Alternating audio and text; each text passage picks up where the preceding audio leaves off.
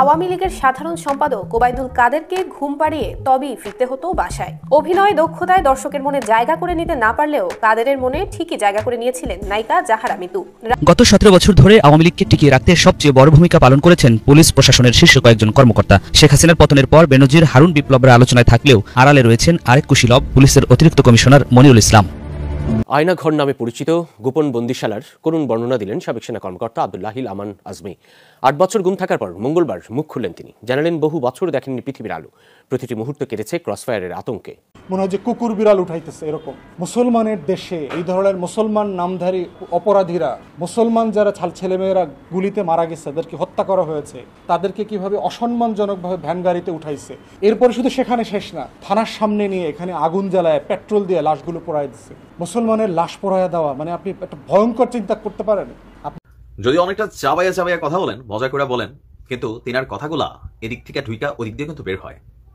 বৈষম্য বিরোধী আন্দোলন অথবা বাংলাদেশ আওয়ামী লীগের যে পতন অথবা শেখ হাসিনা সরকারের পতন, এই পতনগুলো ঘটানোর জন্য সোশ্যাল মিডিয়া প্ল্যাটফর্মে 3 জন ব্যক্তি সবচেয়ে বেশি ভূমিকা রেখেছেন। কোন মেরে বিয়ে করছে? সৎ সাহস থাকলে সেই মেরে বল আমার বাপ লাইভে আসবে, আমিও সাথে আসবো। আমি এডিশনাল আইজিপি আমার হোসেনের বড় মেয়ে হয়ে বলতেছি, আমার বাবাকে নিয়ে আমি লাইভে আসবো। তোর কত বড় সৎ সাহস থাকলে তুই সেই মহিলারে বের কর। ওবায়দুল কাদের খুব ভালো করেই আমরা তাকে চিনি, তার শরীরে জোর থাক আর না থাক ভাই, হাঁটা চলাগুলো ওবায়দুল কাদেরের আমরা দেখছি যে কোনো মুহূর্তে বাতাস আসলে পড়ে যাবে। কিন্তু আপনারা কি জানেন এই ওবায়দুল কাদেরকে প্রতি রাতে ঘুম পাড়ানোর জন্য একজন নায়িকা নিযুক্ত ছিল, যে চিত্রনায়িকাকে আপনারা কেউ চেনেন না, অথচ সে চিত্রনায়িকা। তার কোনো সিনেমা এ পর্যন্ত প্রকাশ্যে আসেনি বা আপনারা কেউ তার সিনেমা দেখেননি, তারপরেও সে চিত্রনায়িকা, তারপরেও সে কোটি কোটি টাকার মালিক। ওবায়দুল কাদেরকে বুকে জড়িয়ে ধরে ঘুম পাড়াইতো যে চিত্রনায়িকা ভাই, ছেলে ছোটো বাচ্চাদের ঘুম পাড়াইতো মানুষ যেরকম ওলো ওলো রে বাবা কাঁদে না সোনা গোমাও গোমাও, এরকমভাবে ওবায়দুল কাদেরকে ঘুম পাড়াইতো একজন চিত্রনায়িকা। বিষয়টি অবশ্য প্রকাশ্যে এসেছে একটা নিউজ, সেটা দেখলে আপনারা আশ্চর্য হয়ে যাবেন। আহারে, ওবায়দুল কাদেরকে ঘুম পাড়ানোর জন্য ঘুম পাড়ানি গান শোনানো হতো, যদিও সেই চিত্রনায়িকাকে কেউ এ পর্যন্ত আপনারা নায়িকা হিসেবে জানেন না। তো প্রিয় দর্শক, আমি বিস্তারিত আলোচনা করব না, আমি খুবই গুরুত্বপূর্ণ কয়েকটা ভিডিও নিয়ে আপনাদের সম্মুখে হাজির হয়েছি। এছাড়াও আরও কয়েকটি গুরুত্বপূর্ণ ভিডিও আজকের এই ভিডিওতে আপনাদের সাথে শেয়ার করব, তাই সবাইকে বলবো একটু ধৈর্য সহকারে আজকের এই ভিডিওটি দেখতে থাকুন, তাহলে বুঝতে পারবেন। তো চলুন একটা লাইক দিয়ে আমরা মূল ভিডিওগুলো দেখে আসি। গত 17 বছর ধরে আওয়ামী লীগকে টিকিয়ে রাখতে সবচেয়ে বড় ভূমিকা পালন করেছেন পুলিশ প্রশাসনের শীর্ষ কয়েকজন কর্মকর্তা। শেখ হাসিনার পতনের পর বেনজির হারুন বিপ্লবের আলোচনায় থাকলেও আড়ালে রয়েছেন আরেক কুশীলব পুলিশের অতিরিক্ত কমিশনার মনিরুল ইসলাম। 2016 সালের ফেব্রুয়ারি মাসে তাকে প্রধান করে সন্ত্রাস ও জঙ্গিবাদ দমনে গঠন করা হয় কাউন্টার টেরোরিজম ইউনিট। বিশেষায়িত নতুন এই ইউনিট স্বয়ংসম্পূর্ণ সংস্থায় পরিণত করতে প্রকল্প তৈরি করা হয়, যার ব্যয় ধরা হয়েছিল 98 কোটি টাকা। কয়েকদিন পর দেশের বিভিন্ন এলাকায় বাড়ি ঘেরাও করে সেখানে জঙ্গি আছে বলে অভিযান চালানো হয়। বাইরে নিশ্চিত নিরাপত্তা দিয়ে চালানো হয় গোলাগুলি। অভিযানগুলো নিয়ে নানা প্রশ্নের জন্ম দেয় মানুষের মনে, যতটা না জঙ্গি তার চেয়ে বেশি প্রচারণা। বিরোধী দলকে দমন করতে প্রায় এমন ঘটনার অবতারণা। 54 বছর বয়সী এই পুলিশ কর্মকর্তার হাত ধরেই শুরু হয় দেশব্যাপী জঙ্গি নাটকের মঞ্চায়ন। 2016 সালের 9 ডিসেম্বর কাট্রলি এলাকায় একটি বাড়িসহ আশেপাশের এলাকা ঘিরে ফেলা হয়। আইন শৃঙ্খলা বাহিনীর দাবি অনুযায়ী অভিযানে হরকাতুল জিহাদের 5 জন গ্রেপ্তার হয়। গণমাধ্যমের কল্যাণে সেখানে গ্রেপ্তার হওয়া নূরে আলমের ছবি দেখে চেনেন তার মা নূর নাহার বেগম। তিনি জানান, ওই বছরের 11 এপ্রিল এক রাতে প্রশাসনের লোক পরিচয় দিয়ে তার ছেলেকে বাড়ি থেকে তুলে নিয়ে যায়। ঘটনার প্রায় 8 মাস পর তাকে জঙ্গি বলে গ্রেপ্তার দেখানো হয়। এতে অবাক হন তার মা ও প্রতিবেশীরা। তারা জানান, নূরে আলম নীলফামারী সরকারি কলেজের রসায়ন বিভাগের 4র্থ বর্ষের ছাত্র। তার বাবা না থাকায় বাসার সামনে মোবাইল, ফ্লেক্সিলোড, বিকাশ ও ইলেকট্রনিক্সের দোকান দিয়ে সংসারের হাল ধরেন। বিশ্লেষকরা বলেন, প্রতিপক্ষকে ঘায়েল করতে, বিরোধী মতকে দমন করতে জঙ্গি সাজিয়ে আটক করে রাখা হতো। শেখ হাসিনাকে ক্ষমতায় রাখা, পাকাপোক্ত করতে, বিদেশিদের কাছে বাংলাদেশকে জঙ্গি রাষ্ট্র বানাতেই বিশেষ অ্যাসাইনমেন্ট পালন করতেন 1995 সালে এএসপি হিসেবে সিভিল সার্ভিসে যোগ দেয়া মনিরুল ইসলাম। এক পর্যায়ে এই জঙ্গি অভিযান নিয়ে শুরু হয় র্যাব এবং কাউন্টার টেরোরিজম ইউনিটের প্রতিযোগিতা। 2015 সালে রাজধানীতে ইতালির নাগরিক তাবেলা সিজার হত্যাকাণ্ড এবং জঙ্গি সংগঠন 90 জেএমবি ইস্যুকে ঘিরে র্যাব ও পুলিশের কাউন্টার টেরোরিজম ইউনিটের বিরোধ প্রকাশ্যে রূপ নেয়। জঙ্গি বিরোধী অভিযান কিংবা এই সম্পর্কিত কার্যক্রম নিয়ে পুলিশেরই এই দুই বিভাগের পরস্পর বিরোধী অবস্থানে উদ্বেগ প্রকাশ করেছিলেন মানবাধিকার সংস্থা আইন ও সালিশ কেন্দ্র। সবচেয়ে আলোচিত ঘটনা ছিল 2016 সালের 25 জুলাই কল্যাণপুরের জাহাজবাড়িতে রাতভর অভিযান। সারা রাত অভিযান চালালেও সকালে ছিল 1 ঘন্টার মূল অভিযান, আর তাতেই 9 জঙ্গি নিহত হয়। দীর্ঘ সময় পার হলেও একের পর এক পেছানো হয় অভিযোগ গঠনের তারিখ। নারায়ণগঞ্জের রূপগঞ্জের বরপায় একটি বাড়ি ঘিরে 3.5 ঘন্টার অভিযান চালায়। চাপাতি ও কিছু ছুরি পাওয়ার কথা জানালেও এই অভিযানে কাউকেই আটক করতে পারেনি। সম্প্রতি বিভিন্ন পুলিশ কর্মকর্তাদের নানা অনিয়ম ও দুর্নীতি নিয়ে যখন গণমাধ্যমে সংবাদ প্রচার শুরু হয়, তখন সাংবাদিকদের থ্রেট করেন মনিরুল ইসলাম। পুলিশ সার্ভিস অ্যাসোসিয়েশনের সভাপতি হিসেবে গত 21 জুন এক বিবৃতিতে পুলিশ বাহিনী নিয়ে ভবিষ্যতে সংবাদ প্রকাশের ক্ষেত্রে অধিকতর সতর্কতা ও সাংবাদিকতার নীতিমালা যথাযথভাবে অনুসরণ করতে বলেছিলেন। এই ঘটনায় সাংবাদিকরা প্রতিক্রিয়া জানালে তিনি দুঃখ প্রকাশ করেন। গোপালগঞ্জে বাড়ি হওয়ায় ক্ষমতাসীন দলের হয়ে প্রভাব খাটানো এবং দুর্নীতির অভিযোগ ওঠায় অন্তর্বর্তী সরকার মনিরুল ইসলামকে বাধ্যতামূলক অবসরে পাঠালেও কোনো তদন্ত শুরু করেনি। সাধারণ মানুষের দাবি, অভিযুক্ত পুলিশ কর্মকর্তাদের দ্রুত শাস্তির আওতায় আনতে হবে। আওয়ামী লীগের সাধারণ সম্পাদক ওবায়দুল কাদেরকে ঘুম পাড়িয়ে তবেই ফিরতে হতো বাসায়। অভিনয় দক্ষতায় দর্শকের মনে জায়গা করে নিতে না পারলেও কাদেরের মনে ঠিকই জায়গা করে নিয়েছিলেন নায়িকা জাহারা মিতু। রাজনৈতিক প্রভাব খাটিয়ে নিপুণের মতো এই নায়িকাও চলচ্চিত্রে নিজের জায়গাটা পাকাপোক্ত করতে চেয়েছিলেন। নায়িকা থেকে আজকে কবি হয়ে গেল। আওয়ামী লীগ সরকার পতনের পর একে একে সামনে আসতে শুরু করেছে নায়িকাদের সঙ্গে আওয়ামী লীগ নেতাদের সখ্যতার কথা। নায়িকা জাহারা মিতু অফসাইডের নায়িকা হলেও তার বিলাসবহুল জীবন নিয়ে বরাবরই প্রশ্ন উঠেছে। 5 তারা হোটেলের রাত্রি যাপন, বিদেশে বিলাসবহুল ট্রিপ। অফসাইডের নায়িকা হয়েও রাতারাতি কিভাবে তিনি কোটিপতি বনে গেলেন, এ নিয়ে রয়েছে নানান প্রশ্ন।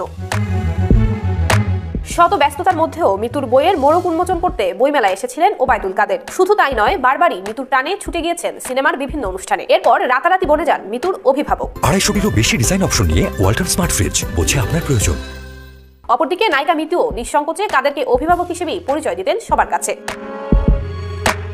রাজনৈতিক নেতা থেকে শুরু করে ধর্নাঢ্য ব্যবসায়ীদের সঙ্গে বিদেশে ঘুরে বেড়ানোই ছিল মিতুর নিত্য নৈমিত্তিক ব্যাপার। সামাজিক যোগাযোগ মাধ্যমে তার বিদেশ ভ্রমণের অনেক ছবি এবং ভিডিও ভেসে বেড়ায়। তবে বছরে একটাও সিনেমা না করে কিভাবে এত বিলাসবহুল জীবনযাপন করেন, এ বিষয়টি বারবারই ছিল প্রশ্নবিদ্ধ।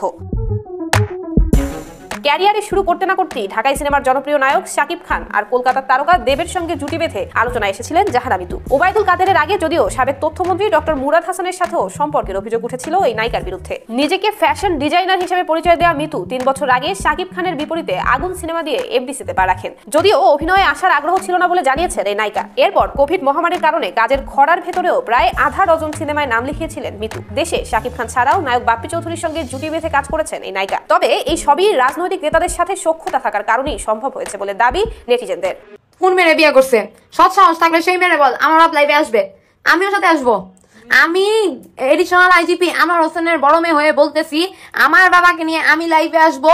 তোর কত বড় সৎ সাহস থাকলে তুই সেই মহিলারে বের কর, বের কর। কাবিন নামার যে কাগজ আছে সেটা বের কর। কই থাকতো সবকিছু বের কর, বাইর কর। তোরে 50 না, তোর হাতে আমি 50 লাখ না, তোর হাতে আমি 1 কোটি টাকা কথা দিব। যা আমার বাপরে বলবো যে সর্বোচ্চ বিক্রি করে তোর 1 লাখ টাকা দিতে, কারণ 50 লাখ টাকা আমার বাবার কাছে অনেক টাকা।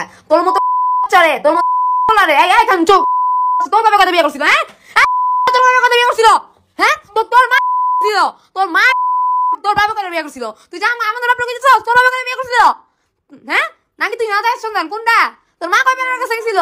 আমার তো মনে হয় তোর মা 10 বেলার কাছে ঘুরা 10 বেলাটা মিশায় তোরে জন্ম দিছে। এই জন্য একটা সৎ মানুষের নিয়ে তুই এসব পালস। তোর কথা বল, তোরে আমি ওপেন চ্যালেঞ্জ দিলাম, এক বাপের পয়দা হইলে উত্তর আয়, তুই কালকে আয়। আবারও বলতেছি, আমি নুসরাত যাইতে দিয়া তোরে আমি আবারও বলতেছি, অতিরিক্ত আইজিপি আনোয়ার হোসেনের মেয়ে বড় মেয়ে হইয়া আবারও বলতেছি, আমি তোর সৎ সাহস থাকলে আর এক বাপের পয়দা হইলে, তোর মা যদি 10 বেলা তোরে পয়দা না দেয়, এক বাপের পয়দা হইলে তুই কালকে আসবি। আমি ঠিকানা আবার দিচ্ছি, তুই কালকে আসবি। তুই আমার দেখাবি যে আমার কোন কে সেই মেয়ে। কাবিন আমার কাগজ বাইর কর, তুই সবকিছু বাইর কর, সবকিছু বাইর করে তুই আয়। আমি আমার বাপরে আনবো, আমার বাপরে আমি আনবো। এখন তুই নিজের ব্যবস্থা কি? হ্যাঁ শোন কয়েকটা গোস খাওয়ার অফিসার আছে তোরে 10 টাকা 20 টাকা লেগে দিয়া, হ্যাঁ এসব করাইতেছে ভালো মন্দ জানি। আরেকবার আয়, তুই আয়, আমি সব করে তুই আয়, আমি আসতেছি। বলা ভাই মজা পাইতেছি, আর একটু লেখেন ভাই আমার আম্মু জানে খুবই মজা পাইতেছি ভাই আম্মু আমার বাপ জুতা পিঠা খাইছে ভাই, কবে জানি? হ্যাঁ দাঁড়ান আপনার মেসেজ পড়ে শুনি। ভাইয়া ও ভাইয়া, ইংলিশ পারেন না, বাংলা রাখেন কেন? আপনার জন্মদাত্রী মাকে জিজ্ঞেস করেন, গত 4 দিন আগে চট্টগ্রাম গিয়ে আপনার বাবা দেওয়ান বাজার জুতা খাইছে এক বউয়ের জিজ্ঞেস করেন। ভাই আপনার একটা কথা বলি, আপনাকে কিন্তু আমার বাবা খুঁজা বাইর করতেছে, আপনার অবস্থা কি হবে? তুই ইয়ানমসি করেন।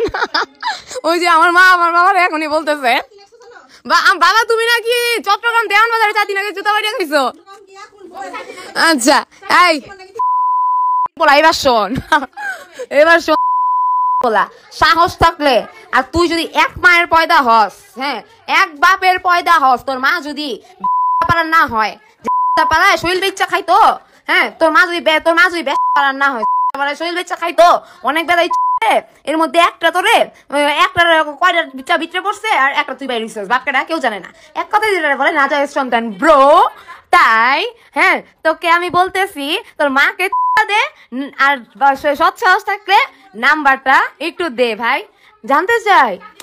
এই তুই আরেকটা জিনিস জানোস না, শোন তুই জানোস যে অতিরিক্ত আইজিপি মোহাম্মদ আনোয়ার হোসেনের বড় মেয়ে নুসরাত রেজা রিয়াদ একজন জার্নালিস্ট। আরে বেটা তুই তো আবার মূর্খ, ইংলিশ পারস না, সাংবাদিক জানোস? তাইলে শোন শোন শোন, আমার বাবা চুরা বিড়া খাইলে সাংবাদিক হয়ে আমি জানতাম না। আরে ভাই আরো লেখ, তুই আরো লেখ, খুব মজা পাইতেছি। আর শোন আবারও বলতেছি, তোর আমি দুইটা কথা বলতেছি। প্রথমত না, আমি আমার কাবিন আমার দেওয়ার দরকার নাই, আমি বিশ্বাস করছি আমার জুতা পিঠা খাইছে, কিন্তু আমার মজা লাগতেছে ভাই। তোরে কোন বেড়ায় 10 টাকা দিছে, তুই আমার বাপের নাম এগুলা কইতাছস? কোন বেড়া দিছে কত? তুই একটু ক যে তুই কোন বেড়া তোরে দিছে। শোন শোন শোন, আমার বাপের পিছনে শত্রু অনেক আছে, হ্যাঁ কিন্তু আল্লাহ একজন আছে। তোরা যে একটা সৎ মানুষকে অসৎ বানানোর জন্য লাফাইতেছস, তোদের পতন ঘনায় আসছে। দেয় ধন বুঝা মন কাইরে নতে কতক্ষণ, ঠিক আছে? এত কথা বইলো না, হ্যাঁ অতি বার বেরো না, ঝড়ে পড়ে যাবে। তাই ব্রো শুনেন, আমাদের ঝামেলা দেওয়ার দরকার নাই, স্ট্রেটলি খালি আমার বাবা বলছে আপনার নাম্বারটা দিতে, নাম্বারটা একটু দেন ভাই, ক্লিয়ার হয়ে যায়। আর ওই যে বিয়ে যে করছে এক বইয়ের, ওই বয়সে আমি ডিভোর্স করাইতে চাইতেছি। মনে হয় যে কুকুর বিড়াল উঠাইতেছে এরকম। মুসলমানের দেশে এই ধরনের মুসলমান নামধারী অপরাধীরা, মুসলমান যারা ছেলেমেয়েরা গুলিতে মারা গেছে, তাদেরকে হত্যা করা হয়েছে, তাদেরকে কিভাবে অসম্মানজনকভাবে ভ্যান গাড়িতে উঠাইছে। এরপরে শুধু সেখানে শেষ না, থানার সামনে নিয়ে এখানে আগুন জ্বালায় পেট্রোল দিয়ে লাশগুলো পোড়ায় দিচ্ছে। মুসলমানের লাশ পোড়ায় দেওয়া মানে আপনি একটা ভয়ঙ্কর চিন্তা করতে পারেন, আপনি হত্যার পরে কি প্রতিশোধ নিতে পারেন? মানুষকে খুন করার পর কি আর প্রতিশোধ নেওয়ার জায়গা থাকে? কেমন বাংলাদেশ এটা আমরা চাইলাম? কেমন প্রশাসন হয়েছে এটা? পশু তৈরি হয়েছে। এই যে আব্দুল্লাহ কাফিকে দেখলাম গতকালকে গ্রেফতার করেছে, পশু হয়ে গেছে এরা। কোন আইনে বিচার করলে এটা ন্যায্যতার বিচার হবে? বাবা মা বলছে যে আমার ছেলের মুখের দিকে তাকানোর মতো অবস্থা ছিল না, পোড়া লাশ। একটা ছেলে দেখলাম ক্লাস 10 পর্যন্ত, সে সবসময় ক্লাসে ফার্স্ট বয় ছিল লোকাল স্কুলে, অত্যন্ত মেধাবী ছেলে। তার বাবা মা দেখাচ্ছে যে কি পরিমাণ ট্রফি তাদের বাসার ওয়ার্ড্রপে ভরা, এই পুরস্কার এই পুরস্কার এই পুরস্কার সেই পুরস্কার নিয়ে আসছে। কত অমানবিকভাবে একটা মানুষের লাশ পোড়ায় মেরে ফেলছে, কারো কোনো চেহারা আইডেন্টিফিকেশন নাই। সেখানে আমরা দেখলাম পুলিশের বিরুদ্ধে কোনো ইনভেস্টিগেশন নাই, কোনো তদন্ত নাই, কাউকে গ্রেফতার করা হচ্ছে না, গ্রেফতার করলেও হাজির করা হচ্ছে না। হারুনকে গ্রেফতার করা হয়েছে, হয় নাই। ভালোভাবে প্রডিউস করা হয়েছে, হয় নাই। বিচারের ব্যাপারে আমরা দেখতে পাচ্ছি যে অনেকগুলো ক্রাইম হচ্ছে, কিন্তু আওয়ামী লীগের নেতাদেরকে যাদেরকে গ্রেফতার করা হচ্ছে তাদেরকে খুবই দুর্বল এবং মানে সাজানো মামলা দেওয়া হচ্ছে বলে মনে হচ্ছে।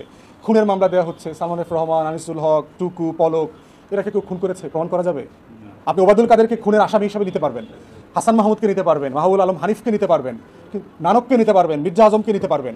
সালমান এফ রহমান, দীপুমনির বিরুদ্ধে আপনি খুনের মামলা কীভাবে করবেন? প্র্যাকটিক্যাল না তো।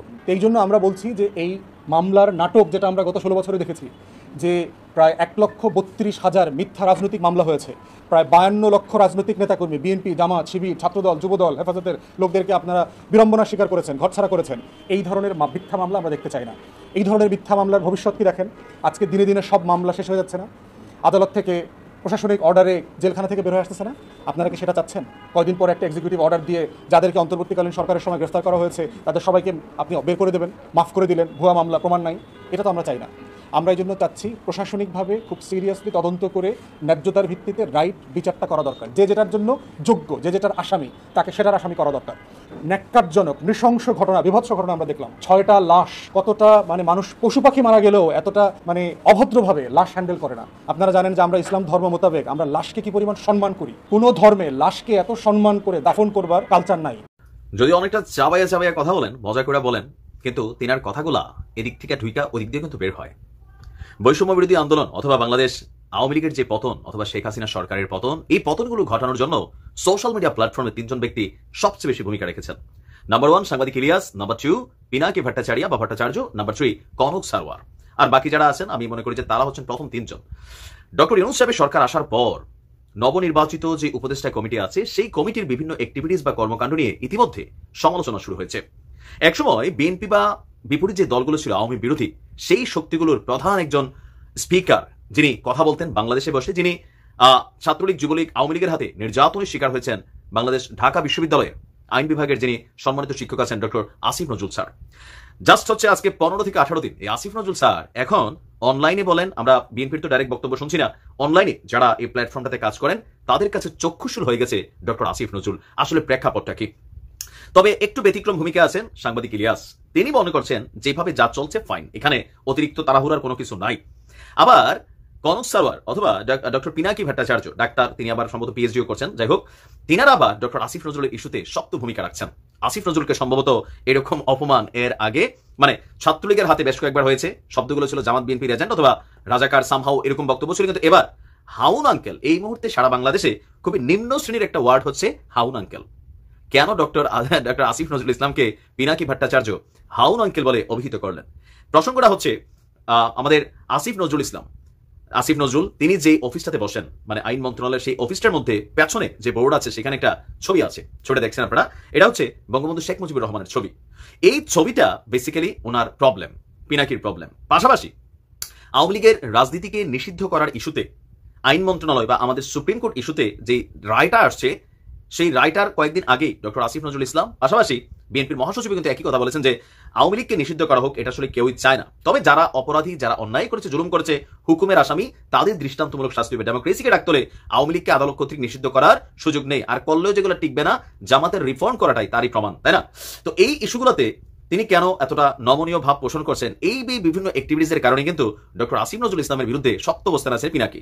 তো তিনি তার স্ট্যাটাসে লিখছেন, পিছে সোহরাওয়ার্দীর বডিগার্ডের ছবি, মানে তিনি বঙ্গবন্ধু শেখ মুজিবুর রহমানের নামও নিতে চাচ্ছেন না, পিছে সোহরাওয়ার্দীর বডিগার্ডের ছবি ঝুলাইয়ে যে উপদেষ্টারা অফিস করতেছেন তারা হাউন আঙ্কেল। তবে আমি মনে করি ডক্টর পিনাকি, ডাক্তার পিনাকি, তিনিও যথেষ্ট সম্মানিত মানুষ, অতি উচ্চশিক্ষিত মানুষ, আমাকে হাই অথরিটিসে কাজ করেন। তো আসিফ নজরুল ইসলাম স্যারকে এইভাবে হাউন আঙ্কেল শব্দটা ব্যবহার করাটা উচিত হয় নাই। এখন এটাতে হয় কি, বাংলাদেশে আমরা দেখি আর কি সবসময় যে এতদিন পর্যন্ত আসিফ নজরুল ইসলামের ভক্ত সবাই ছিলেন, তারাই না ওনার সাথে টকশো করতেন। কেন এত তাড়াহুড়া? কারণ আমার যে পারপাসটা বা আমি যেটা চাচ্ছি সেটা যখন শতভাগ আমার মন মতন আপনি করতেছেন না, দেন আসলে ঝামেলা পাকা যায়। ডক্টর আসিফ নজরুল ইসলামের সাথে এটাই হচ্ছে। অলরেডি একজন উপদেষ্টাকে আপনার তার জায়গা থেকে সরিয়ে দেওয়া হয়েছে, ব্রিগেডিয়ার জেনারেল শাখাওয়াত হোসেন, একই কথা তিনি বলার কারণে। কিন্তু এই ছাত্র বৈষম্য বিরোধী আন্দোলন বা এর আগে সর্বোচ্চ শক্তিশালী ভূমিকা কিন্তু ডক্টর আসিফ নজরুল ইসলাম রেখেছে। এখন হয়তো বিভিন্ন কারণে তিনি তার জায়গা থেকে কথা বলছেন, অথবা তারা যে সার্বজনীন বাংলাদেশ চিন্তা করেন, আমরা যারা বিভিন্ন দলের সাপোর্টার আছি তাদের হিসাবটা হচ্ছে একটা। তো ডক্টর আসিফ নজরুলটা বেসিক্যালি কোনো দলের হয় না, তারা হয় কোনটা, যে যারা কি বলা হয় যে সংখ্যালঘু, রাজনীতির দিক থেকে হোক অথবা বিভিন্ন ক্ষেত্রে তারা সঠিক জায়গাটা ধরে রাখার চেষ্টা করেন। এমনকি বঙ্গবন্ধু ইস্যুতেও ডক্টর আসিফ নজরুল ইসলাম বেশ কয়েকবারই বলেছেন যে ৭২-এর আগের বঙ্গবন্ধু, তার অবদান বাংলাদেশের স্বাধীনতার ক্ষেত্রে এটা কিন্তু বলার সুযোগ নাই। মানুষ সবাই প্রাণ দিয়েছে, ৩০ লক্ষ মানুষ শহীদ হয়েছে, কিন্তু একজন লিডার লাগে। এই যে আজকের দিনে আমরা ডক্টর ইউনূস সাহেবকে লিডার দেখছি, তিনি কি এই আন্দোলনে কোনো সরাসরি ডাইরেক্ট কোনো ভূমিকা রাখছেন? বিদেশে ছিলেন, তারপরে তিনি লিডার। আবার আমরা যারা সমন্বয়কদের মধ্যে ৫-৬ জন দেখছি, কত ছেলেরা মারা গেল, তাদের পরিবার এখনো সুযোগ সুবিধা পায় নাই, বাকিরা তো এখন নেতৃত্ব দিচ্ছে। সো মানে যে কোনো সিচুয়েশনে একজন লিডার থাকে। বাট আমার মনে হয় যে পিনাকি দাস সহ যারাই ডক্টর আসিফ নজরুল ইসলাম স্যারকে নিয়ে এত দ্রুত আপনারা সমালোচনায় পড়ে গেছেন বা ওনাকে এভাবে অপমানিতই করছেন এক ধরনের, এটাও কিন্তু আবার আপনাদের জায়গা থেকে আমার কাছে মনে হয় যে এত তাড়াহুড়া করে এই কাজটা উচিত না। তিনাকে যদি সমালোচনা করতে হয় তবে তিনার ওজন, ইজ্জত, সম্মানের সাথে যে শব্দগুলা যায় সেইগুলো ব্যবহার করা উচিত, নয়তো তিনি ফ্রাস্ট্রেশনে পড়বেন বা হতাশ হবেন যে আসলে মানে কেমনে কি ভাই। তাহলে পার্থক্যটা কোথায় রইল? ছাত্রলীগ যখন কথা বলছে তখন বলতো রাজাকার, জামাতের এজেন্ট, বিএনপির এজেন্ট সে এরকম, তো এখন তো আপনারা বানা দিলেন হাউন আঙ্কেল। বিষয়টা কিছুটা আমার কাছে মনে হয় যে শব্দগত আপত্তি আছে, আমার কাছে মনে হয়েছে। প্রিয় দর্শক শ্রোতা, গোটা কয়েকটি ভিডিও নিয়ে আপনাদের সম্মুখে হাজির হয়েছিলাম, যেখানে আশা করি অত্যন্ত গুরুত্বপূর্ণ কয়েকটি ভিডিও নিয়ে আপনাদের সম্মুখে হাজির হয়েছিলাম, সেই ভিডিওগুলো আপনাদের সাথে শেয়ার করলাম। তো একটা জিনিস অবাক লাগছে যে ওবায়দুল কাদের সাহেবকে ঘুম পাড়ানোর জন্য একটা নায়িকাও দরকার ছিল, আরও কত কত ছিল তাদের। আর ভাই থাকবেই না কেন ভাই, টাকা পয়সা তোর অভাব নাই। হ্যাঁ, তাদের শরীর টেপানোর জন্য তো নায়িকারাও তো তাদের শরীরে জোর থাকেন না থাক ভাই, অন্য কোথাও জোর থাকেন না থাক, টাকার জোর তো ছিল, তাই না? আর কিছু কিছু নায়িকা যাদের তো টাকাই দরকার, সিনেমা হোক বা না হোক, যার কারণে তো অবশেষে কিন্তু তারা সব কিছু বাদশাদ দিয়ে, সিনেমা টিনেমা বাদশাদ দিয়ে কিন্তু তারা রাজনৈতিকে নামে আসছিল, যে এই সময় এমপি হবের পারলে সারা জীবন চৈশে মুশে খাওয়া যাবে, সিনেমা করে কার কার কী কী বোঝেন নাই। তো যাই হোক, আমি আর লম্বা করলাম না ভাই, ভিডিওটা আপনাদের মতামতগুলো জানা যায়, আর ভিডিওটা পারলে শেয়ার করে দিন। আর আমাদের নাসির ইসলামিক মিডিয়া সেন্টার চ্যানেলে যদি আপনারা নতুন হয়ে থাকেন, সাবস্ক্রাইব করে দিন। যারা করেছেন তাদের ধন্যবাদ জানিয়ে ভিডিওটি শেষ করছি। ভালো থাকবেন। আল্লাহ হাফেজ।